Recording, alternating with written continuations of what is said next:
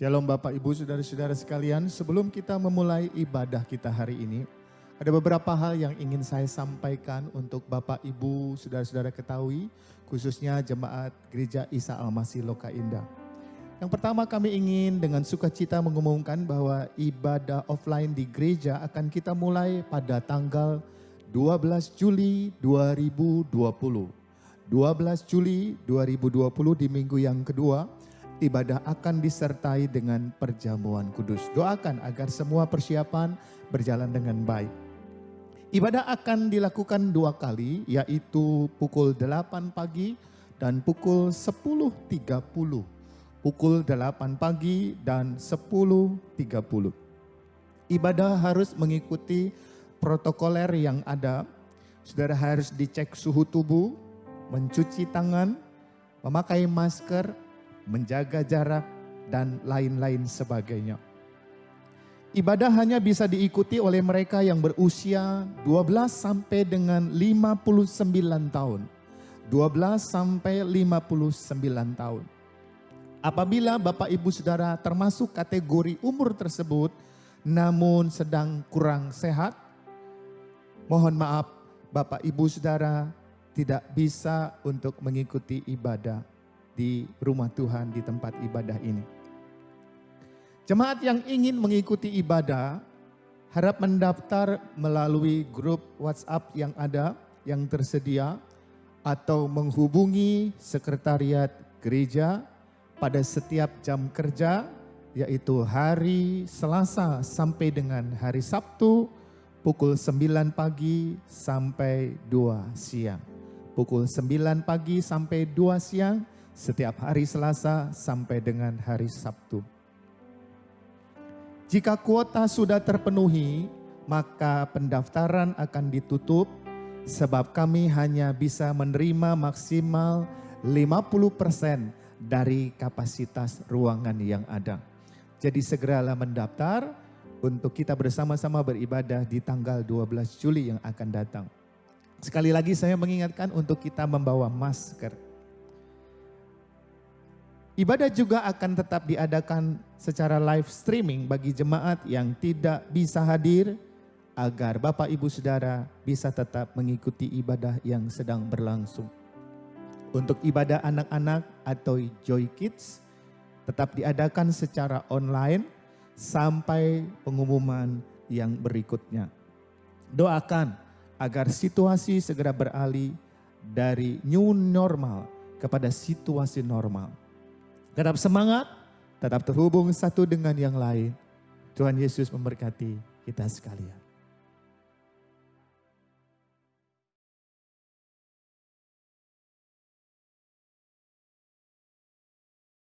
Shalom Bapak Ibu Saudara Jemaat yang dikasihi Tuhan dimanapun Anda berada. Mari kita siapkan hati kita sekali lagi untuk menerima berkat Tuhan lewat ibadah kita.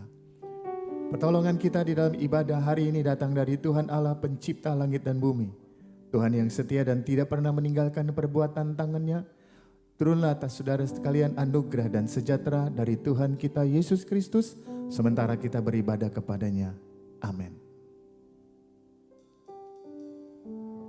Shalom jemaat Tuhan, puji nama Tuhan, saudara tetap setia, tetap bersuka cita, karena saya yakin dan percaya bahwa kita punya Allah yang sangat baik. Amin saudara, Dia Allah yang setia, yang kasihnya tidak pernah berubah. Lord, you are good. Haleluya.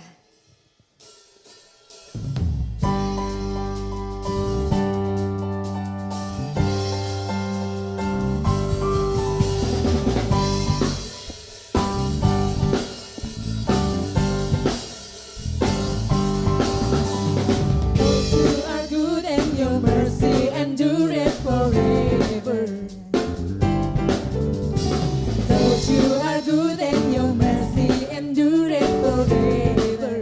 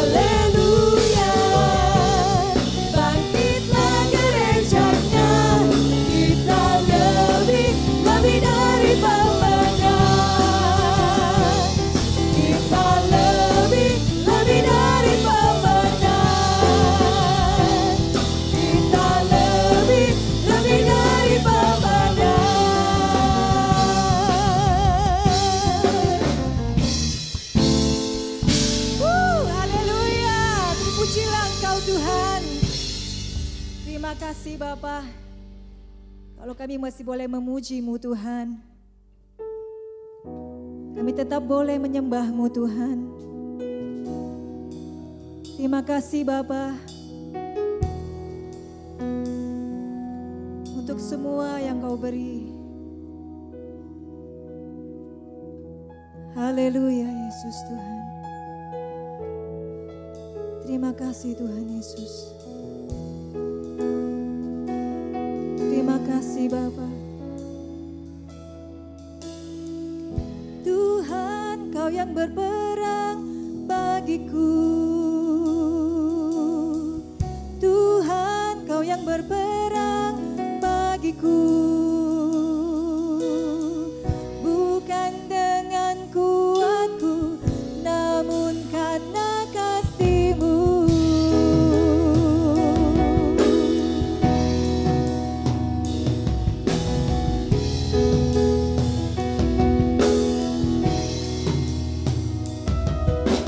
Dalam keterbatasanku, aku bersyukur.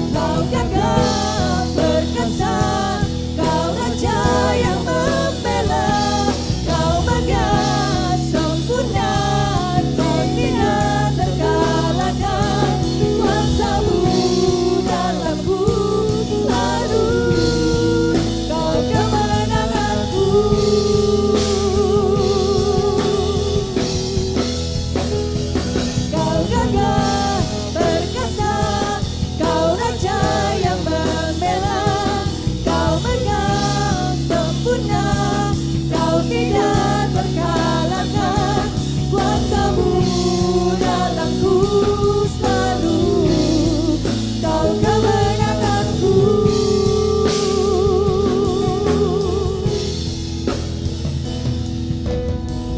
Tuhan, Kau yang berperang bagiku. Tuhan, Kau yang berperang bagiku. Bukan dengan kuatku, namun karena kasih-Mu. Tuhan, Kau yang berperang bagiku. Tuhan, Kau yang berperang bagiku. Bukan dengan kuatku, namun karena kasih-Mu.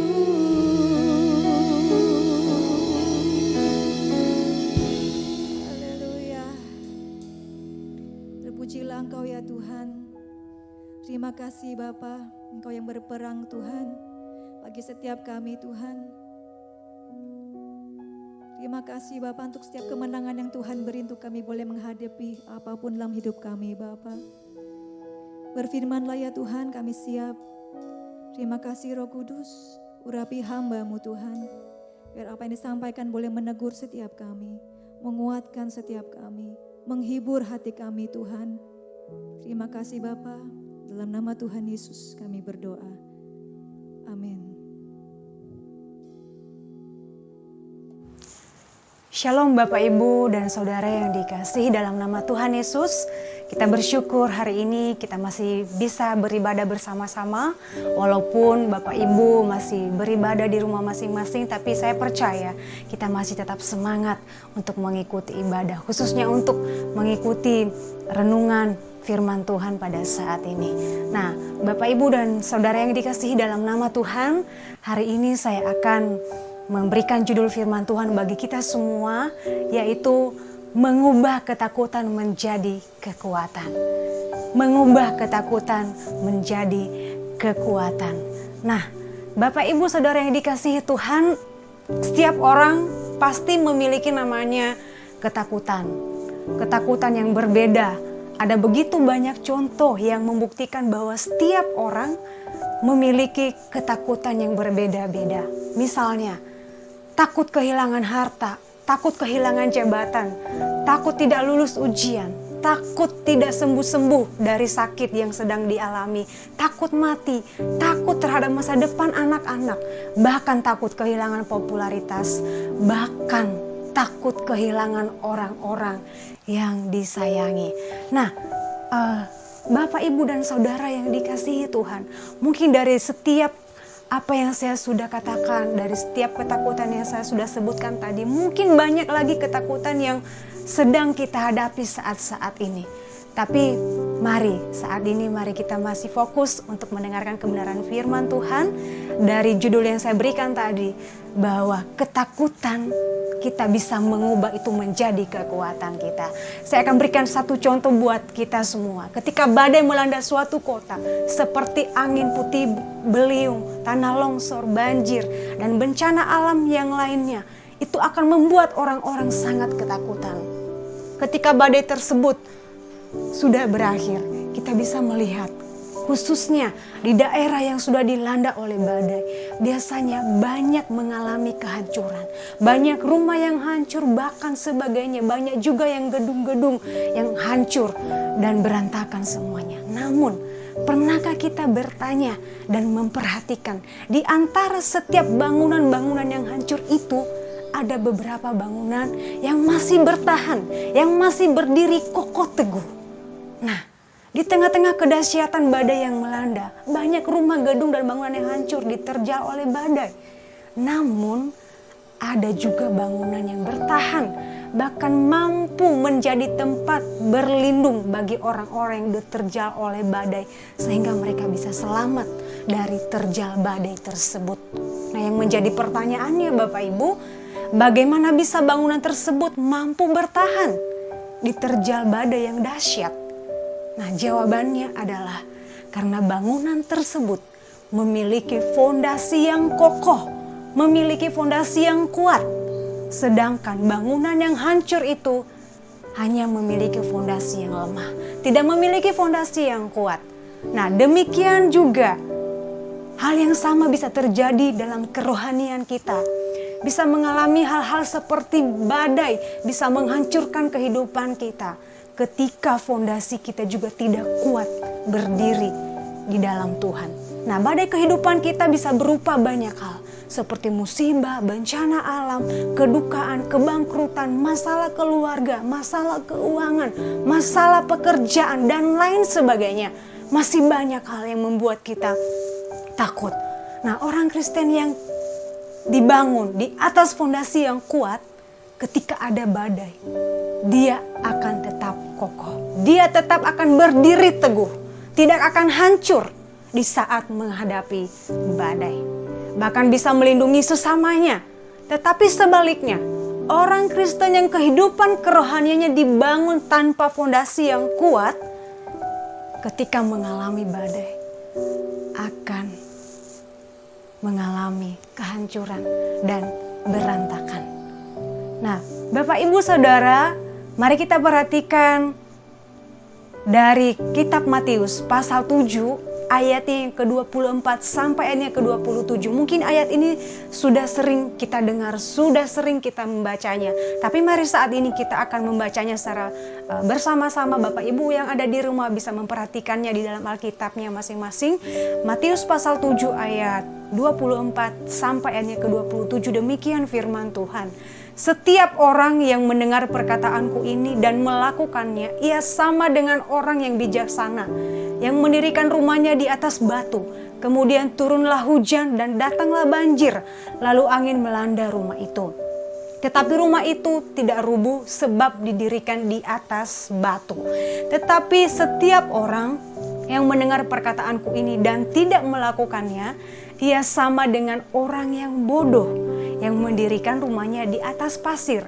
Kemudian turunlah hujan dan datanglah banjir, lalu angin melanda rumah itu sehingga rubuhlah rumah itu dan hebatlah kerusakannya. Nah, Bapak Ibu Saudara, di ayat yang sudah kita baca itu sudah sangat jelas. Yang dimaksud dengan fondasi yang kuat di situ adalah orang-orang yang mendengarkan dan melakukan kebenaran firman Tuhan. Itulah orang-orang yang memiliki fondasi yang kuat. Sementara orang-orang yang fondasinya lemah adalah orang-orang yang hanya mendengarkan firman Tuhan tapi tidak melakukannya. Nah, yang menjadi pertanyaan bagi kita, mengapa Tuhan mengizinkan harus ada badai kehidupan? Kenapa Tuhan mengizinkan badai itu bisa menghampiri kehidupan kita kapan saja? Yang pertama yang kita perhatikan di sini adalah Tuhan mengizinkan badai menghampiri kehidupan kita adalah Tuhan mau menguji kehidupan manusia. Tuhan mau menguji kehidupan kita. Apakah hidup kita sudah benar-benar mau melakukan firman Tuhan di dalam kehidupan kita? Mungkin selama bertahun-tahun kita sudah mengikut Tuhan, sudah menjadi orang Kristen. Hanya mendengarkan firman Tuhan tapi kita tidak pernah melakukannya. Hanya menjadi pendengar tapi tidak menjadi pelaku firman Tuhan. Nah, orang yang hidup dalam firman akan senantiasa teguh berdiri. Karena ia mengerti akan maksud Tuhan dan juga mengerti bahwa badai yang dialami itu tidak akan melebihi kekuatannya. Seperti di dalam 1 Korintus pasal 10 ayatnya 13 berkata demikian. Pencobaan-pencobaan yang kamu alami ialah pencobaan-pencobaan biasa yang tidak melebihi kekuatan manusia. Sebab Allah setia dan karena itu ia tidak akan membiarkan kamu dicobai melampaui kekuatanmu. Pada waktu kamu dicobai ia akan memberikan kepadamu jalan keluar. Sehingga kamu dapat menanggungnya. Sangat jelas Bapak Ibu Saudara, Orang yang hidup dalam firman Tuhan adalah orang-orang yang menanti-nantikan Tuhan dan yang menaruh harapannya hanya pada Tuhan.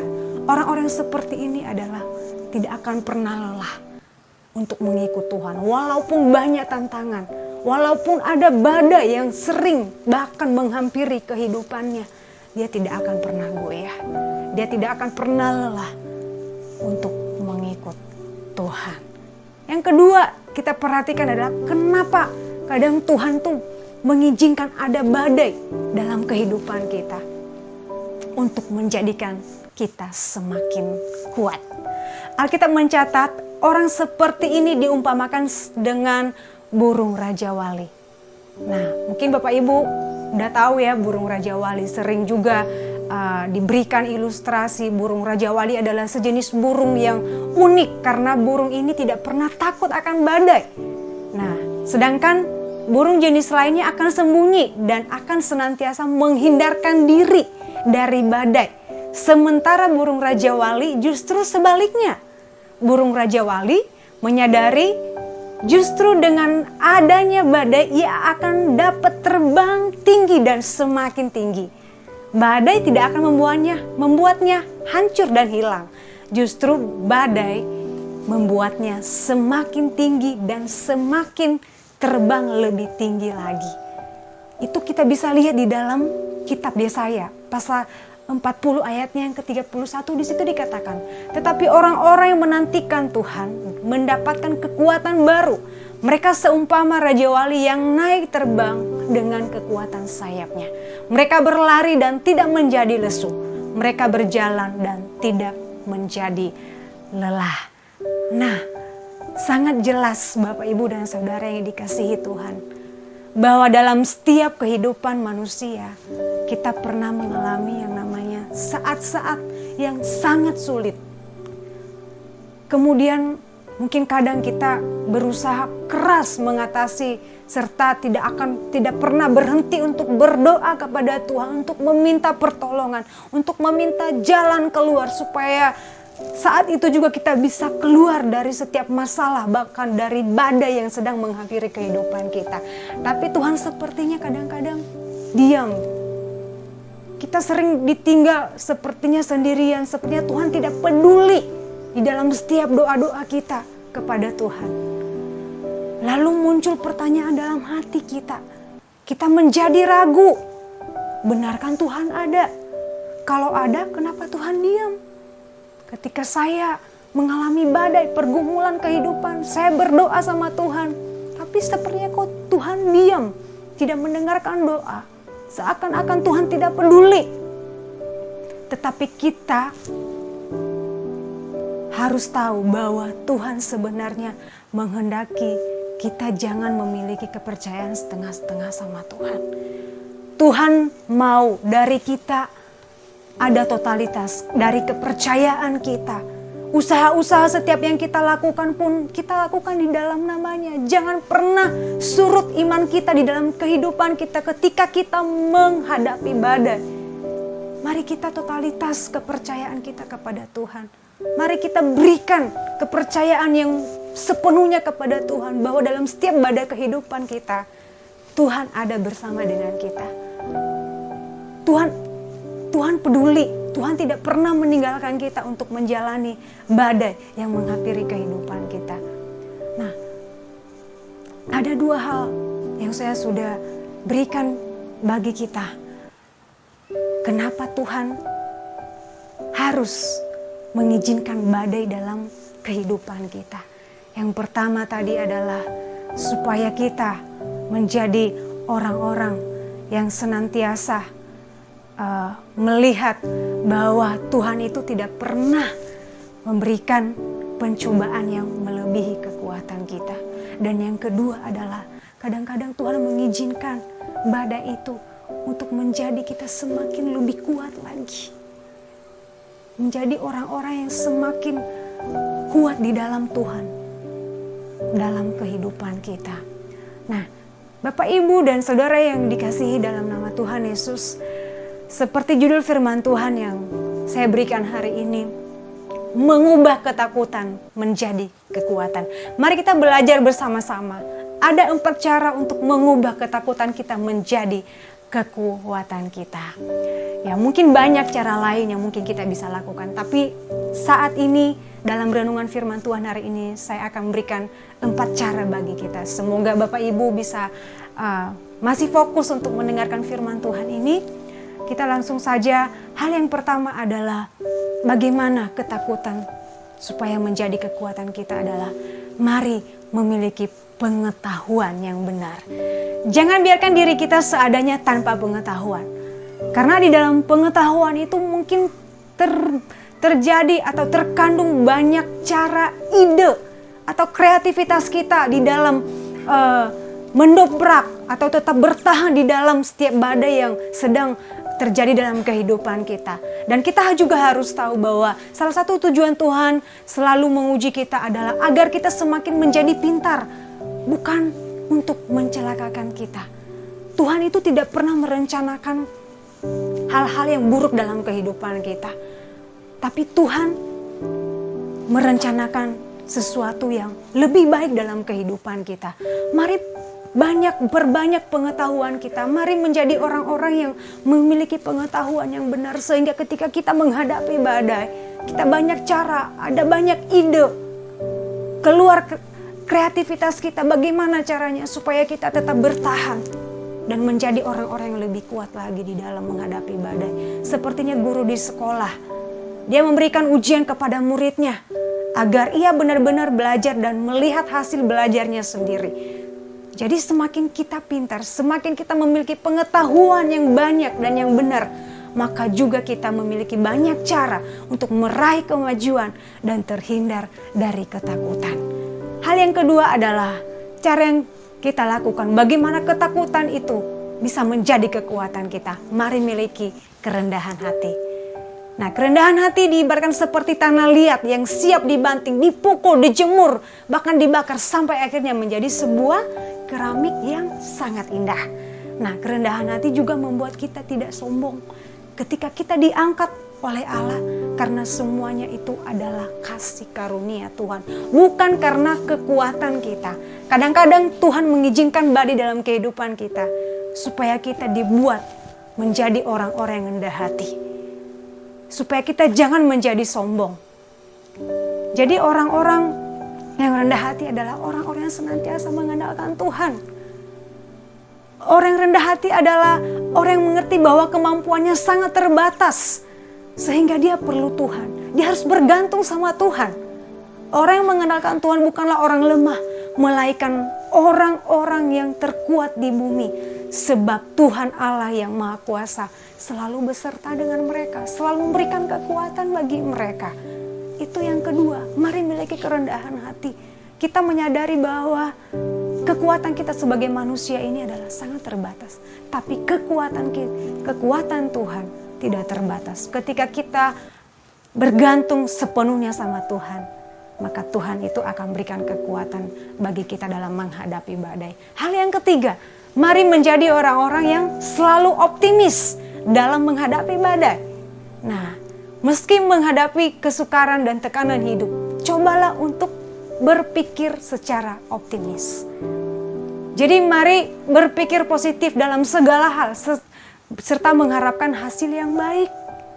Berpikir optimis akan menghadirkan kebahagiaan, sukacita, kesehatan, bahkan serta kesuksesan dalam segala sesuatu, bahkan dalam tindakan-tindakan.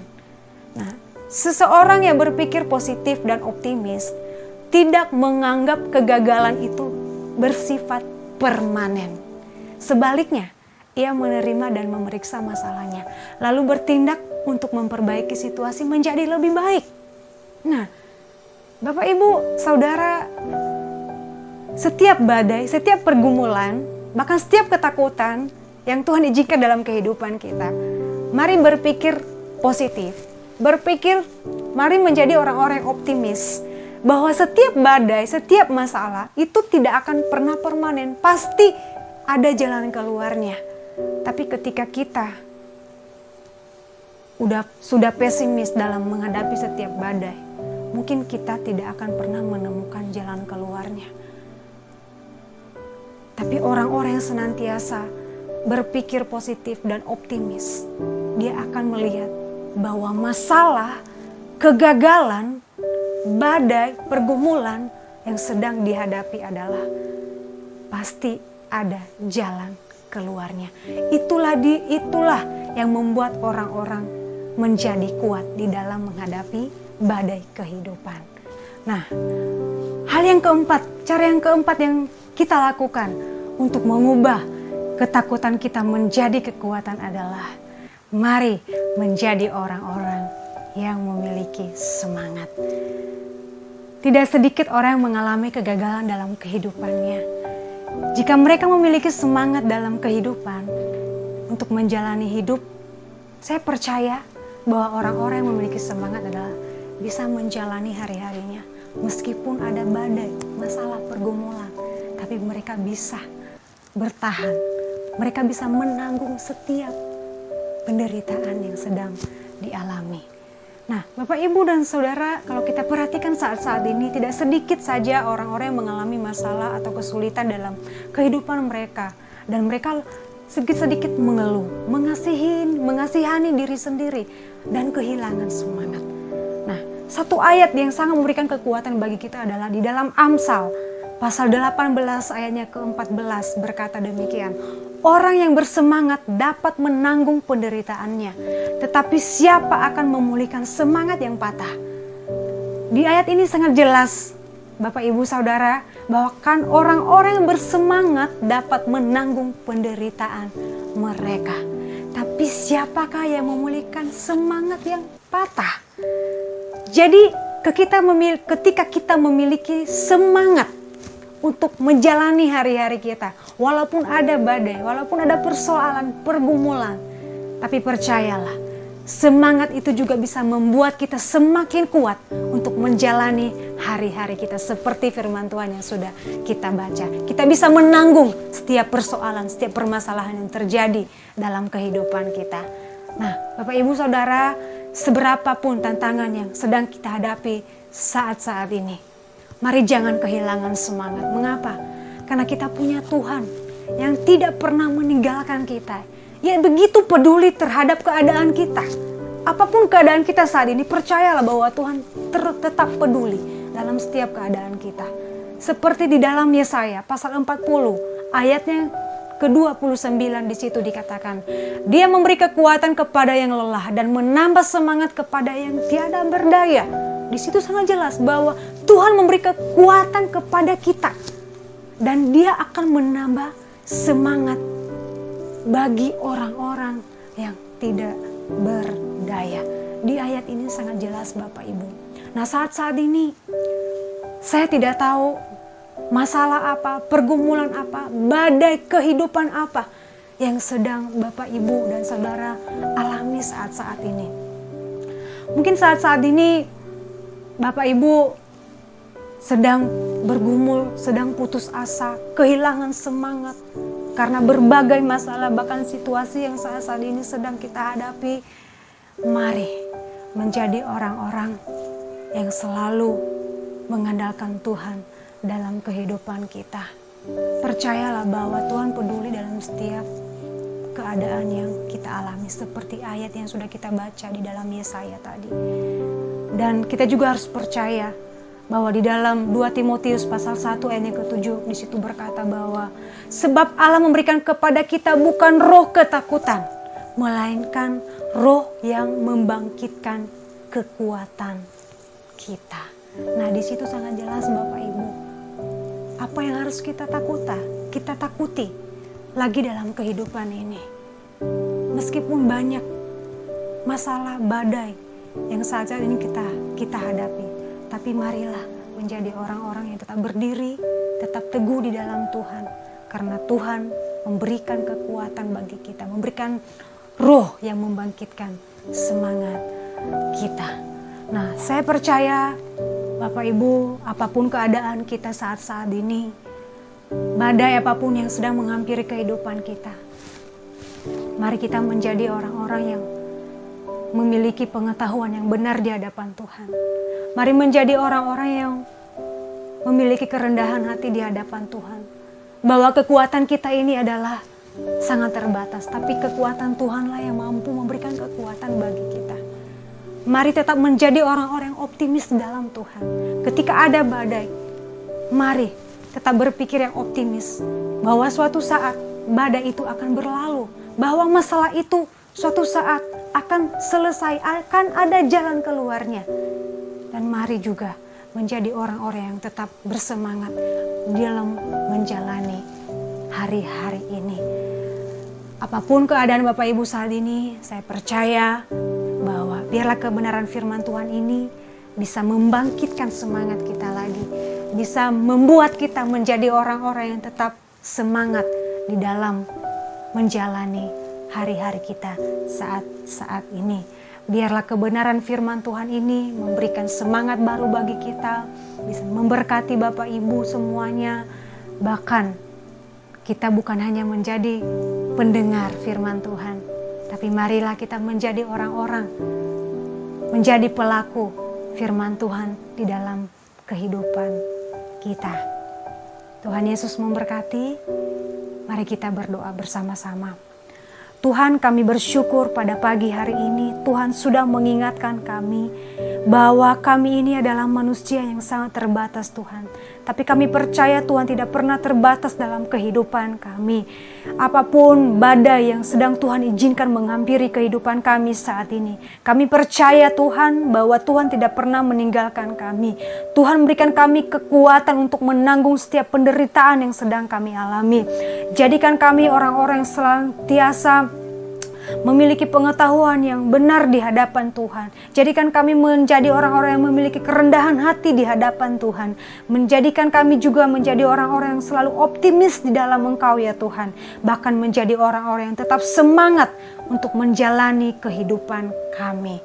Tuhan, Engkau memberkati setiap jemaat-Mu di rumah masing-masing. Mungkin saat ini mereka ada yang sedang bergumul dengan apapun Tuhan. Mereka sedang mengalami masalah yang berat dalam kehidupan mereka.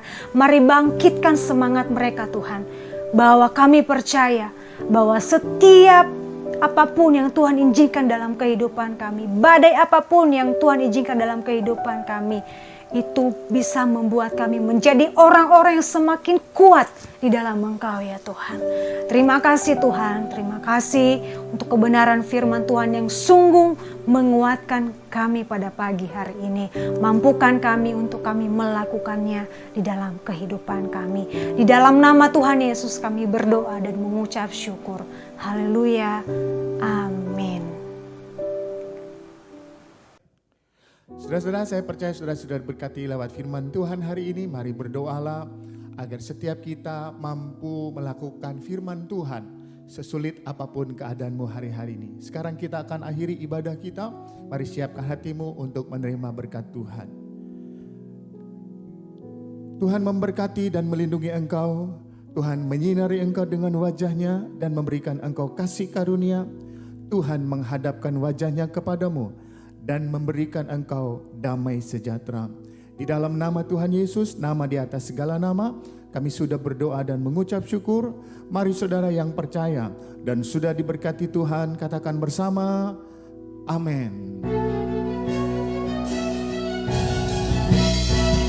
Segala puji, hormat kepadamu, segala syukur atas lawatanmu Tuhan, buat hidupku mampu melakukan segala firman-Mu.